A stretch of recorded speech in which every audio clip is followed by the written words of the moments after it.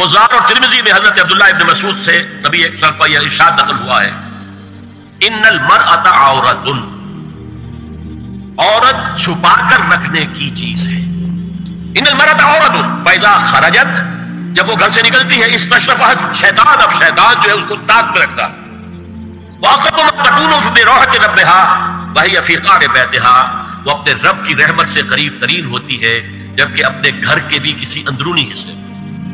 اسی لیے فرمایا مردوں کے لیے مسجد میں نماز افضل 28 گنا، اور عورت کے لیے گھر کی نماز مسجد سے افضل، گھر کے صحن کی مسجد سے افضل، دالان کی صحن سے افضل، کمرے میں اس سے افضل، اور کمرے کی کوئی بغلی کوٹھڑی ہے تو اس میں سب سے افضل. یہ احادیث نبی اکرم. عبداللہ ابن احمد ابن حنبل نے زوائد الزہد میں اور ابن ابی شیبہ نے ابن سعد نے اپنی کتابوں میں مسروق کی روایت نقل کی ہے کہ حضرت عائشہ جب تلاوت قرآن کرتے ہوئے اس آیت پر پہنچتی تھی وَقَرْنَ فِي بُيُوتِكُنَّ، تو بے اختیار وہ پڑھتی تھی قرآن کے تک میں گھروں میں رہو. حضرت عائشہ نے شہادت عثمان کے بعد باہر نکل کر لشکر کی قیادت کی. پھر ساری عمر افسوس تھا کہ میں نے غلط کیا.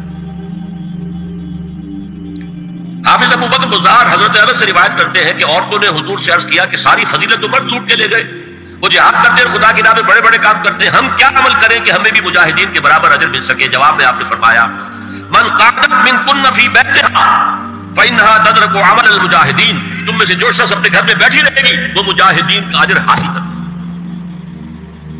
یہ ایک ہوا کا رخ ہے، بتایا جا رہا ہے، یہ نظام ہے جس کو اس شکل میں دیا جا رہا ہے. اب آئیے سورہ نور کی طرف. یا ایھا الذین آمنوا لا تدخلوا بیوتا غیر بیوتکم حتی تستأنسوا وتسلموا علی اہلها ذلکم خیر لکم لعلکم تذکرون.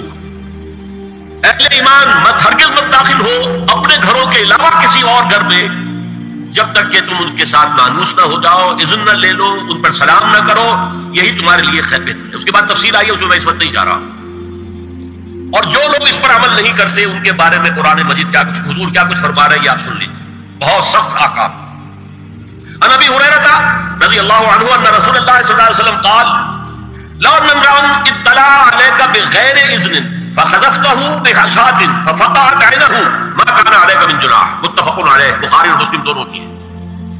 اگر کوئی شخص تمہارے گھر میں بغیر اجازت کے داخل ہو جائے اور تم اس کی سزا کے طور پر اس پر کنکریاں پھینکو اور اس کی آنکھ پھوٹ جائے کنکری سے تو تم پر کوئی گناہ نہیں. بغیر اجازت کے گھر میں آ گیا ہے، بغیر اذن کے، بغیر استئذان کے کنکریاں مارو اور کنکری سے آنکھ پھوٹ جائے فما كان عليك من جناح، کوئی حرج نہیں. اب آ رہی ہے اصل آیت. قل للمؤمنین یغضوا من ابصارهم ويحفظوا فروجهم ذلك ازكى لهم ان الله خبير ما يصنعون. وقل للمؤمنات يغضضن من ابصارهن ويحفظن فروجهن ولا يبدين زينتهن الا ما ظهر منها وليضربن بخمرهن على جيوبهن ولا يبدين زينتهن الا لبعولتهن او آبائهن او آباء بعولتهن او ابنائهن او ابناء بعولتهن او اخوانهن او بني اخوانهن او بني اخواتهن او نسائهن او ما ملكت ايمانهن او التابعين غير اولي الاربة من الرجال او الطفل الذين لا يظهرون على عورات النساء ولا يضربن بارجلهن ليعلم ما يخفين من زينتهن وتوبوا الى الله جميعا ايها المؤمنون لعلكم تفلحون. آیت. اہل ایمان، اے نبی کہہ دیجئے اہل ایمان مردوں سے اپنی نگاہیں نیچی رکھا کریں اور اپنی شرمگاہوں کی حفاظت کریں، یہی ان کے لیے زیادہ پاکیزہ عمل ہے. ان اللہ خبیر بما یصنعون، اور جو کچھ وہ کر رہے ہیں اللہ اس سے واقف ہے. وقل للمؤمنات یغضضن من ابصارهن، اور مومن عورتوں سے بھی کہہ دیجئے کہ وہ اپنی نگاہیں جو ہے نیچی رکھا کریں. ویحفظن فروجهن، اپنی شرمگاہوں کی حفاظت کریں. ولا یبدین زینتهن الا ما ظهر منها، اور اپنی زینت کو ظاہر نہ کیا کریں سوائے اس کے کہ جو بالکل ظاہر ہو جائے. قل للمؤمنین یغضوا من ابصارهم ویحفظوا فروجهم ذلک ازکیٰ لهم ان اللہ خبیر بما یصنعون. نوٹ کر لیجئے کہ یہ کہاں ہو رہا ہے؟ گھر میں داخلے کے بعد. گھر میں داخلہ اجازت سے، اور داخلہ ہوگا صرف محرموں کا. گھر کے اندر جو ہے وہ نامحرم تو نہیں آئے گا. یہ میں آگے بیان کر رہا ہوں. وَقُلْ لِلْمُؤْمِنَاتِ يَغْضُضْنَ مِنْ أَبْصَارِهِنَّ وَيَحْفَظْنَ مِنْ فُرُوجِهِنَّ، اور کہہ دیجئے مومن عورتوں سے بھی کہ وہ بھی اپنی نگاہیں جھکا کر رکھیں اور اپنی شرمگاہوں کی حفاظت کریں. وَلَا يُبْدِينَ زِينَتَهُنَّ إِلَّا مَا ظَهَرَ مِنْهَا، محرموں سے پردہ کیا ہے؟ محرموں سے اس کا نام ستر ہے. عورت کا پورا جسم ستر ہے سوائے چہرے کی ٹکیا اور یہ ہاتھ اور یہ پاؤں، بس. کیا مطلب ہے؟ بھائی بھی نہیں دیکھ سکتا بہن کے جسم کا کوئی اور حصہ، باپ بھی نہیں دیکھ سکتا بیٹی کے جسم کا کوئی حصہ. یہ ستر ہے، ستر ستر محرموں سے پردہ ہے. وَلْيَضْرِبْنَ بِخُمُرِهِنَّ عَلَى جُيُوبِهِنَّ، یہ بھی گھر کے اندر کی بات ہو رہی ہے. کیونکہ میں پہلے بتا چکا ہوں جلباب ہوتا تھا جب گھر سے باہر نکلتی تھی عورت تو وہ اپنی چادر لپیٹتی تھی، اپنے چہرہ نہیں ڈھانپتی تھی. صرف چہرے کا حکم دیا گیا اس کے ضمن میں. وہ سورہ احزاب کی آیت رہ گئی وہ میں بیان کروں گا. اور خمار اوڑھنی ہوتی تھی جو گھر میں اوڑھتی تھی. گھر میں ظاہر بات ہے کہ جلباب تو نہیں لیا جا سکتا، آخر گھر کا کام کاج کرنا ہے، ہلکی سی اوڑھنی وہ گھر میں. لیکن فرمایا وَلْيَضْرِبْنَ بِخُمُرِهِنَّ عَلَى جُيُوبِهِنَّ، اور انہیں چاہیے کہ اپنی اوڑھنیوں کے بکل اوڑھنیوں کے اپنے سینوں کے اوپر گریبانوں کے اوپر بھی مار لیا کریں. اب اس کے بعد فرمایا وَلَا يُبْدِينَ زِينَتَهُنَّ إِلَّا لِبُعُولَتِهِنَّ. اب یہاں یہ زینت کا لفظ آ رہا ہے چہرے کے، اور چہرے ہی میں کچھ سنگھار بھی ہوتا ہے. اب ان کے لیے کہا گیا کہ چہرے کی زینت اور چہرے کے اوپر اگر کوئی بناؤ سنگھار ہے، زیور ہے، تو اس کی زینت نہ ظاہر کریں. مگر اب یہ یہاں تفصیلی آئی ہے، جو محرم ہیں ان کی تفصیل. تو فرمایا کہ اس کے سامنے ظاہر کر سکتی ہے الا لبعولتہن، سب سے بڑھ کر تو شوہر، اور آبائہن، اور یہ اپنے باپ. اچھا باپوں میں نوٹ کی نہیں، باپ حقیقی ہو، اخیافی ہو، اللہتی ہو یا رضائی ہو، یہ چاروں قسم کے باپ اس میں شامل ہیں. جس عورت نے دودھ پلایا تھا اس کا شوہر بھی باپ ہے. اور آبائے بعولتہن، اپنے شوہروں کے باپ، یا ابنائہن، ان کے اپنے بیٹے. بیٹوں میں بھی آئیں گے چاروں، اللاتی، اخیافی، عینی اور رضائی. او ابنائے بعولتہن، اور اپنے شوہروں کے بیٹے، ہو سکتا ہے شوہروں کی اور بیویاں بھی ہو تو ان کے بیٹے بھی جو ستیلے بیٹے ہیں وہ بھی محرم، ان سے کسی شکل میں کبھی شادی نہیں ہو سکتی. او اخوانہن، یا ان کے بھائی. او ابنائہن، یا اپنے بیٹے. او ابنائے بعولتہن، یا اپنے شوہروں کے بیٹے. او اخوانہن، یا اپنے بھائی. او بنی اخوانہن، یا اپنے بھائیوں کے بیٹے. او بنی اخواتہن، اپنا بھتیجا. اپنا بھتیجا، شوہر کا بھتیجا نہیں، اپنا بھتیجا محرم ہے. اپنا بھانجا محرم ہے، شوہر کا بھانجا محرم نہیں ہے. او نسائہن، یا ان کی عورتیں، اپنی عورتیں، جان پہچان کی عورتیں. او ما ملکت ایمانہن، یا جو ان کے داہنے ہاتھوں کی ملکیت ہے، باندیاں، غلام. اس میں عرض کر چکا ہوں کہ اس میں کافی اختلافات ہیں. یہ بھی ہے کہ اس سے مراد صرف باندیاں ہیں، غلام مرد ہے. یہ بھی ہے کہ مرد بھی ہے، اور یہ بھی ہے کہ مرد جب تک کہ وہ باندی ہوگا. لیکن میں اس بحث میں یہاں نہیں جانا چاہتا، یہ پھر فقہ کی بحث ہو جائے گی. اب التابعین غیر اولی الارباح، کچھ ایسے لوگ بھی ہوتے ہیں، کوئی کسی کے گھر میں کوئی اندھا آدمی رہ رہا ہے، یا کوئی اور کسی وجہ سے کوئی مریض ہے، اسے آپ نے بنا دے رکھی ہے، انہیں عورتوں سے کوئی سروکار نہیں ہوتا. اب الطفل الذین لم یظہروا علی عورات النساء، یا وہ بچے کہ جن پر ابھی عورتوں کے پوشیدہ حالات واضح نہیں ہے، پتہ ہی نہیں ہے، ابھی انہیں جنس کا کوئی احساس ہی نہیں. یہ ہے فہرست جو دی گئی ہے کہ جن کے سامنے عورت کھلے چہرے کے ساتھ اور اپنی جو اضافی زینت بھی ہو، کوئی زیور وغیرہ یا کوئی بھی سرما وغیرہ ڈالا ہوا ہے یا کوئی سرخی کو لگائی ہے معمولی سی، تو اس کے ساتھ آ سکتی ہے. اور یہ وہ رشتے ہیں کہ جن سے کسی حالت میں بھی نکاح نہیں کی. آگے سنیے وَلَا يَضْرِبْنَ بِأَرْجُلِهِنَّ لِيُعْلَمَ مَا يُخْفِينَ مِنْ زِينَتِهِنَّ، اور چلتے ہوئے اپنے پاؤں زور سے نہ مارے کہ ان کی زینت ظاہر ہو جائے. اگر کوئی بازیب پہنی ہوئی ہے، کوئی جنون وغیرہ ہے، تو اب اگر پاؤں مار کر چلے گی تو خواہ ذہن جائے گا بیٹھے ہوئے کا کہ کوئی خاتون جا رہی ہے. یہاں تک اس کے علاوہ یہ بھی ہے، تعطر کے بارے میں فرمایا ہے کہ اگر عطر لگا کر کوئی عورت گھر سے نکلی ہے، اذا استعارت المرأة فمرت على القوم ليجدوا ريحها فهي كذا وكذا قال قولا شديدا. اس ابو داؤد کی روایت حضور نے فرمایا جب کوئی عورت عطر لگا کر، خوشبو لگا کر نکلتی ہے کہ لوگ اس کی خوشبو سونگیں یا اس کو اوپر مطلع ہو جائیں تو ایسی ہے، ایسی ہے. بہت سخت الفاظ حضور نے استعمال کیے کہ جس کو راوی نے نقل نہیں کیا. عورت کے لیے خوشبو، عورت کی آواز کا پردہ ہے۔ اب دیکھیے کس حد تک نماز میں اس وقت عورتیں بھی شریک ہوتی تھی۔ اگرچہ حضور نے فرمایا مردوں کی صف بہترین سب سے آگے والی ہے اور سب سے بری صف سب سے پیچھے ہے، کیونکہ اس کے پیچھے پھر عورتوں کی صف ہوتی تھی، اور عورتوں کے لیے سب سے اچھی صف سب سے پچھلی والی ہے اور سب سے بری سب سے آگے والی ہے۔ سب سے آگے والوں کے سامنے پھر مرد ہوتے تھے، ان کی پشت ہوتی تھی۔ تو اسی طریقے سے اگر غلطی کی ہے تو مرد جو ہے کہے گا سبحان اللہ، امام سے غلطی ہو گئی ہے، مرد کیا کہے گا؟ سبحان اللہ۔ عورت کیا کرے گی؟ اپنے ایک ہاتھ کے پشت پر اپنا ہاتھ مارے گی، اپنی آواز نہیں نکالنی۔ آواز کا پردہ، چھونے کا پردہ یہاں تک ہے کہ حضور نے کبھی کسی عورت سے ہاتھ نہیں ملایا، اور آپ جب بیٹھ بھی لیتے تھے تو بس زبانی الفاظ کہلوائے اور کہا ٹھیک ہے بیٹھ ہو گئی، یا ایک کپڑا پکڑا، اس کا ایک سرا اپنے ہاتھ میں دوسرا سرا خاتون کے ہاتھ میں، یا ایک کشت کے اندر پانی بھرا، اس میں ایک طرف اس نے انگلیاں ڈال لی اور ایک طرف حضور کی انگلیاں۔ لیکن مسافر لا اسافر النساء، ایک دفعہ ہوا بھی کہ بعض خواتین نے جب بیعت کی ہے تو پھر انہوں نے ہاتھ آگے بڑھایا مسافر کے لیے، حضور نے فرمایا انی لا اسافر النساء، میں عورتوں سے مسافرہ نہیں کرتا۔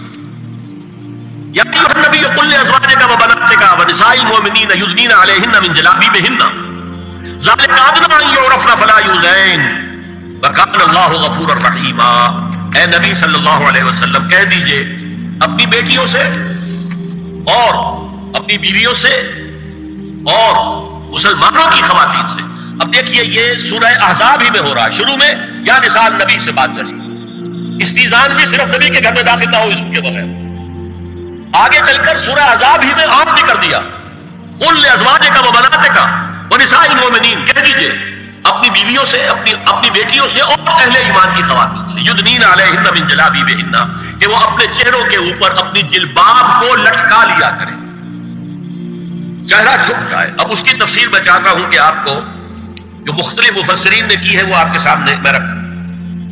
حضرت عبداللہ ابن عباس نے اس آیت کی جو وضاحت فرمائی ہے اسے حافظ ابن کثیر نے اپنی تفسیر میں اس طرح نقل کیا ہے، اللہ نے مسلمان عورتوں کو حکم دیا ہے کہ جب وہ کسی کام کے لیے گھروں سے نکلے تو اپنی چادروں کے پلو اوپر سے ڈال کر اپنا منہ چھپا لے اور صرف ایک آنکھ کھلی رکھے، دونوں آنکھیں بھی غلط ہیں۔ اور سن لیجیے ابن جریر اور ابن منذر کی روایت ہے کہ محمد بن سیرین یہ تابعی ہیں نے حضرت عبیدہ السلمانی یہ صحابی ہیں سے اس آیت کا مطلب پوچھا، انہوں نے جواب میں کچھ کہنے کی بجائے اپنی چادر کو اس طرح اوڑھا کہ پورا سر اور پیشانی اور پورا منہ ڈھانپ کر صرف ایک آنکھ کھلی رکھی۔ اور سنیے ابو بکر بن عبداللہ ابن عربی نے یدنین علیہن من جلابیبہن کا مفہوم ان الفاظ میں بیان کیا ہے، تغطى به وجهها حتى لا يظهر منها الا عينها اليسرى، کہ عورت اپنی چادر کو پورے وجود پر ڈھانپ لے اور اس طرح چہرے کو بھی ڈھانپے کہ صرف بائیں آنکھ کھلی رہے۔ علامہ حمید الدین فراہی کو نظم قرآن کے فہم میں خصوصی مقام حاصل تھا، انہوں نے حجاب کے بارے میں اپنے ایک مکتوب میں ہاتھ اور چہرہ کھلا رکھنے کو جائز قرار دینے کے موقف کے بارے میں لکھا ہے کہ میری رائے میں نظم قرآن پر توجہ نہ کرنے سے یہ غلط فہمی پیدا ہوئی ہے۔ وہی بات کہ سورہ احزاب میں گھر سے باہر کا پردہ ہے اور سورہ نور میں گھر کے اندر کا پردہ ہے۔ بہرحال الحق احق بان یتبع، حق جو ہے وہ اس کا زیادہ حقدار ہے کہ اس کی پیروی کی جائے۔ میں اس مسئلے پر مطمئن ہوں اور میرے نزدیک اجنبی سے پورا پردہ کرنا واجب ہے، اور قرآن نے یہی حجاب واجب کیا ہے جو شرفاء میں مروج ہے، بلکہ اس سے بھی قدر زائد ہے۔ مولانا فراہی کا یہ مکتوب ماہنامہ حیات نو بلیریا گنج انڈیا کے اکتوبر سن 92 کے شمارے میں شائع ہوا ہے۔ یہ ہے علماء کی رائے۔ حضرت ام سلمہ اور حضرت میمونہ نبی صلی اللہ علیہ وسلم کے پاس بیٹھی تھی، اتنے میں حضرت ابن ام مکتوم آ گئے۔ نبی صلی اللہ علیہ وسلم نے ان دونوں سے فرمایا احتجبا منہ، ان سے پردہ کرو۔ ازواج نے عرض کیا یا رسول اللہ الیس اعمی لا یبصرنا ولا یعرفنا، حضور کیا یہ اندھے نہیں ہے، یہ نہ ہمیں دیکھ رہے ہیں نہ ہمیں پہچانتے ہیں۔ فرمایا افعمغایان انتما، کیا تم دونوں بھی اندھی ہو؟ اللہ تم سنا نہیں، کیا تم نہیں دیکھ رہی ان کو؟ حضرت ام سلمہ تصریح کرتی ہے ذالک بعد ان امر بالحجاب، یہ جب حجاب کا حکم آ گیا تھا تب حضور نے پھر یہ حکم دیا۔ اس کی وجہ کیا تھی؟ حضرت عبداللہ ابن مکتوم کا گھر میں آنا جانا تھا، تو اگرچہ اندھے ہیں لیکن یہ کہ یہ بار بار کا آنا جانا اس سے فتنے کا ایک دروازہ کھل سکتا ہے، اس دروازے کو بند کر دیا گیا۔ حضرت عائشہ کے پاس ایک نابینا آیا تو انہوں نے اس سے پردہ کیا، کہا گیا کہ آپ اس سے پردہ کیوں کرتی ہیں، یہ تو آپ کو نہیں دیکھ سکتا۔ جواب میں حضرت ام المومنین نے فرمایا لیکنی انظر الیہ، میں تو اسے دیکھ رہی ہوں نا، اور مرد کو دیکھے۔ البتہ یہ کہ عام حالات میں آپ بازار میں چل رہے ہیں، عورت جا رہی ہے، کوئی ساتھ باہر نکلنا پڑا ہے، تو اس حالت میں اگر وہ مرد کو دیکھتی ہے تو اس میں در حقیقت وہ فتنہ نہیں ہے کہ جو گھر میں آنے جانے والے لوگ۔ اب ایک آخری مسئلہ ہے، دو حدیثیں ایسی ہیں جو میری گفتگو کے خلاف جاتی ہیں، اور میں دیانت کا تقاضا سمجھتا ہوں کہ وہ بھی آپ کے سامنے بیان کروں۔ حضور کے بارے میں یہ معلوم ہے کہ دو خواتین جو ویسے نامحرم تھیں وہ ان کے سامنے آتی رہیں اور آپ ان سے ملتے رہے۔ ایک آپ کی سالی حضرت اسماء، حضرت عائشہ کی بہن رضی اللہ تعالی عنہ، اور ایک آپ کی چچا زاد بہن حضرت علی کی بڑی ہمشیرہ حضرت ام ہانی۔ یہ میں حدیث آپ کو سنا رہا ہوں۔ بکثرت احادیث سے ثابت ہے کہ حضرت اسماء بنت ابی بکر آپ کے سامنے ہوتی تھی، اور آخر وقت تک آپ کے اور ان کے درمیان چہرے اور ہاتھوں کی حد تک کوئی پردہ نہ تھا۔ حجۃ الوداع نبی صلی اللہ علیہ وسلم کی وفات سے چند مہینے پہلے کا واقعہ ہے، اور اس وقت تک بھی یہی حالت قائم رہی۔ یہ ابو داؤد کتاب الحج۔ دوسری روایت حضرت ام ہانی رضی اللہ تعالی عنہا جو ابو طالب کی صاحبزادی اور نبی صلی اللہ علیہ وسلم کی چچاداد بہن تھی، آخری وقت تک حضور کے سامنے ہوتی رہی، اور کم از کم منہ اور چہرے کا پردہ انہوں نے آپ سے کبھی نہیں کیا۔ فتح مکہ کے موقع کا ایک واقعہ وہ خود بیان کرتی ہے جس سے اس کا ثبوت ملتا ہے۔ یہ ابو داؤد کی روایت ہے، یہ روایتیں ہیں، میں انہیں تسلیم کرتا ہوں، اور میں نے اب جو کچھ بیان کیا ہے اس سے یہ ایک بالکل برعکس بات سامنے آ رہی ہے۔ اب یہ ہے کہ یا تو ہم ان دو حدیثوں کو اصل مان کر باقی ساری حدیثیں جو ہیں ان کو ختم کریں۔ میں تو آپ کو سنا نہیں سکا، میرے پاس تو بہت زیادہ حدیثوں کا مواد تھا۔ چہرے کے پردے کے لیے حدیثیں، استیزان کے لیے کتنی حدیثیں ہیں، چہرے کے پردے کے بارے میں بہت زیادہ حدیثیں ہیں۔ حضرت ام خلاد ایک خاتون تھی، ان کا بیٹا ایک غزوے میں شہید ہو گیا، وہ اس کے بارے میں کچھ پوچھنے کے لیے حضور کے پاس آئی، صحابہ بیٹھے ہوئے تھے، انہوں نے نقاب ڈالا ہوا تھا، منتقبۃ، نقاب کا لفظ بھی حدیث میں موجود ہے۔ یہ لوگ کہتے ہیں نقاب تو جو ہے یہ بعد کی پیداوار ہے، یہ لفظ کوئی ہے ہی نہیں۔ حجاب کا لفظ قرآن میں ہے، جلباب کا لفظ قرآن میں ہے، خمار کا ذکر قرآن میں ہے، اور یہ منتقبۃ، نقاب ڈالی۔ لوگوں نے کہا عجیب عورت ہے یہ، اس کا بچہ شہید ہو گیا ہے، مطلب یہ کہ سخت صدمے کی کیفیت، اور اس وقت بھی اس نے نقاب ڈالی ہوئی ہے۔ تو انہوں نے جواب دیا ان ارزو ابنی لا ارزو حیائی، میں نے بیٹا کھویا ہے، اپنی حیا نہیں کھوئی ہے۔